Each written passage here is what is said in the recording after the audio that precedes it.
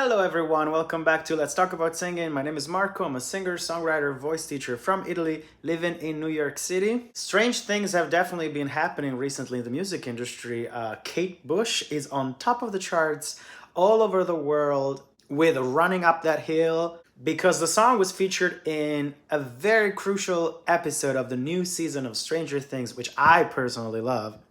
And a whole new generation of fans discovered the genius of Kate Bush. So I thought it would have been fun to go through the song and do a quick reaction / vocal analysis of everything that goes on vocally in the song. Before we start, I just want to remind you that I'm offering a free class consultation coaching session to my new subscribers. All you have to do is send me an email at letstalkaboutsinging84@gmail.com or send me a private message on Instagram at perfectmark.music. There's a link with all my contacts in the description of this video. But now let's jump back in time to 1985 with Kate Bush Running Up That Hill.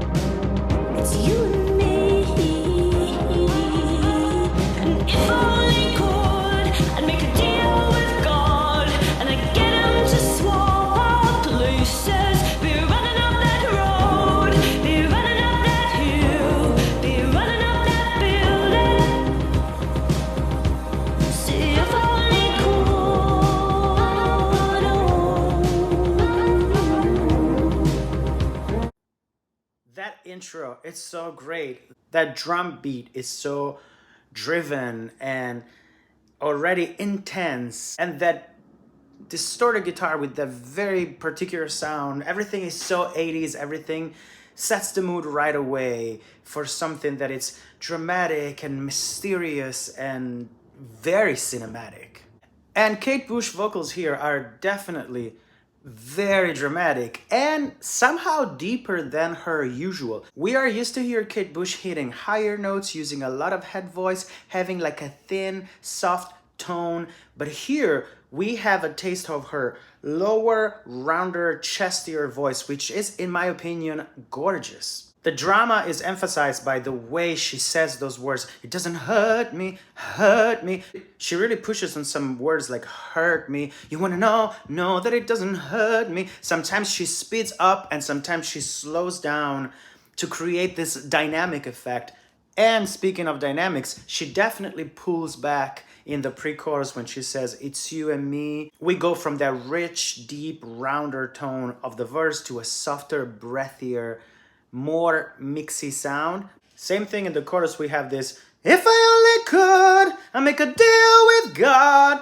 Especially when she goes towards the lower notes, you can really hear the richness of her chest voice. I would be very curious to know what was the vocal approach that she chose for this song. If it was a deliberate choice to go deeper, to create a more dramatic effect, a more intense vocal delivery, or vice versa, her trying to be more dramatic inevitably led her to use a deeper, richer tone. You don't wanna hurt me, but see how deep the bullet lies. Unaware, tearing you asunder. Oh, there is thunder in our hearts. Is there so much heat for the ones we love? Oh, tell me we both matter, don't we?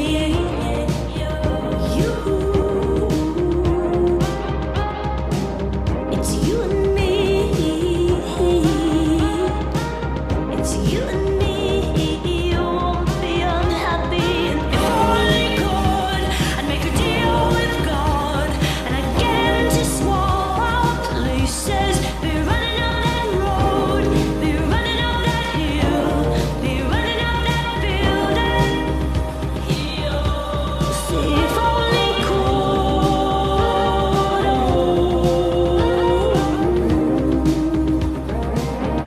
absolutely love the yo. That layer of vocals that act as if they were some kind of pad or instrument. I love when singers use vocals in a very instrumental way, but in this case, she's not even trying to create crazy harmonies. She's just using basically one vocals, and maybe it's doubled or tripled. I don't know how many layers are there, but they're all in unison. It creates this effect even more like mysterious. Yeah, yo. The harmonies suddenly kick in on the line, "There's so much hate for the ones who love." That's so beautiful. I feel like they used like an effect on the vocals there that made them a little more electronic, and it fits even more the whole arrangement. And again, we have this tendency of going faster in some part of the phrase and then pulling back towards the end. We can notice that even in the chorus towards the very last word. "If I only could, I'd make a deal with God." There's almost like a little pull back here. "Be running up that road, be running up that hill." Almost as if she was kind of pulling the brakes before saying the very last word. But speaking of this chorus, I would like to go through the way the melody is constructed, because it's definitely not easy, especially if you're trying to sing the song. The intervals are way more complicated than what they sound. "And if I only could," we're going from E flat up a fifth to B flat. "I'll make a deal with God," we're doing E flat 4, up a fifth to B flat 4, down a minor 6 to D on the word God. "And I'd get him to swap our places, and I'd C," so we're down a half step now to C4, "get him." Back to the B flat 4, so we're jumping up another minor 7th to swap our G, B flat, down another minor 7th to C, split, up a 5th, again, sis. And then the same thing repeated on "Be running up that road, be running up that hill, be running up that building." So as you can see, the melody presents intervals that are very far from each other. We have fifths and minor sixths and minor sevenths, up and down and up and down and up and down. So if you're trying to sing it, you might find it harder than it sounds, because she sounds so effortless as she's doing this. But my suggestion as a voice teacher, if you're trying to do this, make sure that you support and prepare from the first note. If you pay attention, her sound placement is already very, very solid from the lower note. Don't push on the higher note. Don't try to go this way. Don't lift your neck, don't squeeze from your throat. Support right from the first note and use that note almost as like a trampoline to jump up to the highest one. "And if I only could, I'll make a deal with God." You know what I'm saying? I mean, I'm a guy, so whew.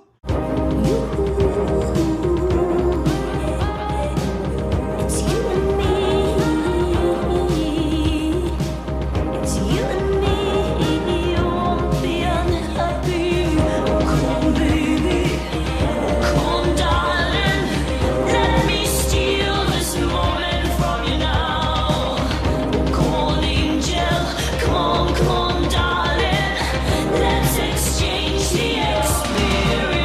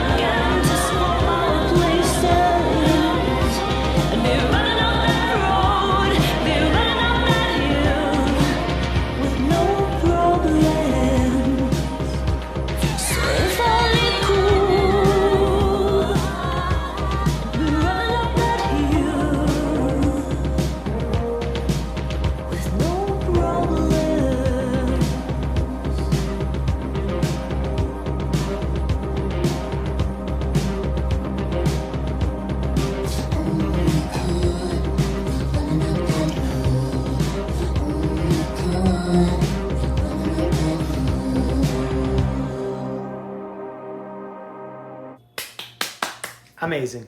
I love that bridge. It's so rich in different elements, different harmonies. She is giving so many dynamics, and I love the way she enunciates the words here throughout the whole song, but especially in this bridge. You can tell that her enunciation is done with the purpose of highlighting certain words and creating an even more dramatic effect.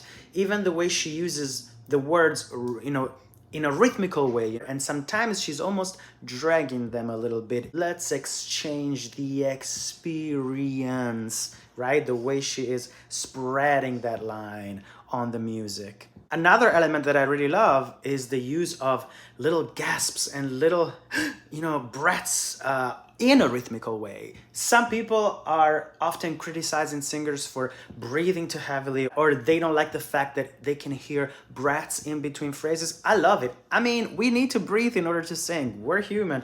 And I feel that in this case, the way she's breathing and the way she's giving this little gasps at the end of the phrases, again, enriches the song on a musical level, on a sonic level, but most of all on a dramatic level. It suggests even more this sort of like passion and uncertainty and drama. On the last chorus, we have new elements. The melody stays the same, the vocal delivery of the lead vocals is more or less the same, and then we have these new layers of vocals. They seem like they are different things that she sang, put on one on top of the other, and some of them are very, very dissonant. And I think that, again, this is on purpose to create even more an effect of contrasts. We also have new guitar elements. There is distorted guitar now doing new things. And then at the very, very end, when she goes, "If I only could," we have this breathy, soft vocal. And then under it, we have what I assume is the same thing, pitched an octave down. If only could. And again, this creates an effect of contrast because one is very soft and breathy and clear, and one is distorted and pitched and very electronic. I feel that throughout the song, there was a will to experiment with different sounds and bringing them together, even contrasting sounds to create certain effects. And I think they nailed it. I love the arrangement. I love the instrumentation. I love the vocals. It is just a gorgeous song. It's an iconic song. And I'm so happy that it's being brought back again to a whole new demographic of people that can enjoy listening to an icon like Kate Bush. And if you don't know any other song from her, please go check her discography out. You won't be disappointed. Thank you so much for watching. I hope you liked this video. Let me know if you're a Kate Bush fan, if you're a Stranger Things fan, if you just discovered her, or if you've been following her since the 80s. Let's talk about it in the comment section.